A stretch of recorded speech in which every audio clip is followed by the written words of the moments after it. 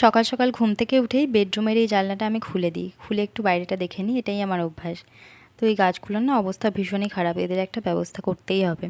তো হাই, আমি সুপর্ণা, আর আমার নতুন একটা মিনি ব্লগে তোমাদের সকলকে অনেক অনেক ওয়েলকাম। তো এখন থাক, আজকে যাই এখন আগে ফ্রেশ হয়ে রান্নাঘরে। আজকের খুব সিম্পল রান্না করেছি, ভাত, মোটা করে মসুর ডাল, ডিম আর আলু ভাজা, আর পোস্ত বাটা। পোস্ত বাটা রেসিপিটা আমি তোমাদেরকে একটু পরেই বলে দিচ্ছি। তারপর গেলাম ওয়াশিং মেশিনে জামা কাপড় লোড করতে, গিয়ে দেখছি ডিটারজেন্ট বক্সটার এরকম অবস্থা। তো অগত্যা এটাকে পরিষ্কার করতেই হবে, কারণ অনেক দিন ধরেই দেখছি করা হচ্ছে না। আসলে যারা বাড়ির কাজ করে তারা ভালোই জানবে যে বাড়িতে কাজের কোনো শেষ হয় না, কোনো না কোনো কাজ থেকেই যায়। তাই জন্য এটাকে পরিষ্কার করেই ফেললাম আজকে। আর এটা হয়েছিল নাকি, আমি আগে পাউডার ডিটারজেন্ট ইউজ করতাম, তো তার থেকেই এটার এরকম অবস্থা। যেহেতু এখন লিকুইডটা ইউজ করি, তাই এখন আর খুব একটা সমস্যা হওয়ার কথা না।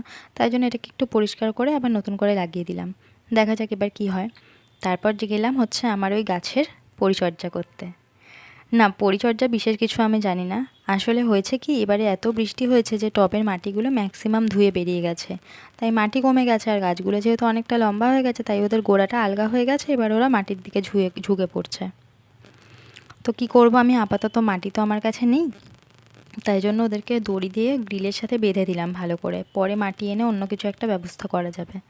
আর এই যে দেখো, লম্বা হয়ে ঝুলছে একটাই ডান্ডি মানি প্ল্যান্টের, তাই ভাবলাম একেও একটু ছোট ছোট কাটিং করে ওই টবের মধ্যেই লাগিয়ে দিই। কারণ মানি প্ল্যান্ট অনেক পুরনো হয়ে গেলে না, ওর ওই পুরনো ডালগুলো থেকে আর সেরকম কোনো পাতা আসে না, গাছটা ঘনও হয় না।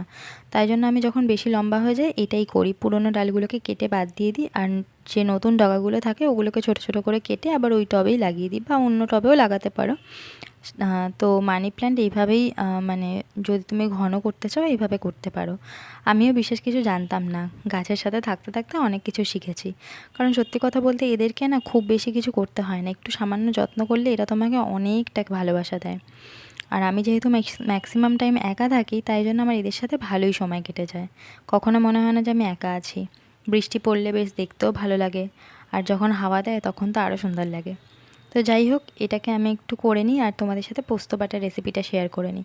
দেখো, পোস্ত বাটা এমনিতে খুবই সিম্পল, তোমরা অনেকেই খেয়েছো, তারা জানো, আর যারা খাওনি তারাও জানো হয়তো। তো আমি একটু অন্যরকমভাবে করি, যেহেতু আমার ভালো লাগে। আমি একটু পোস্ত বাটার সাথে আগে আসলে আমি পোস্তটার সাথে একটুখানি সাদা তিল দিয়ে নিই, কারণ তিলটাও খাওয়া বেশ ভালো শরীরের জন্য।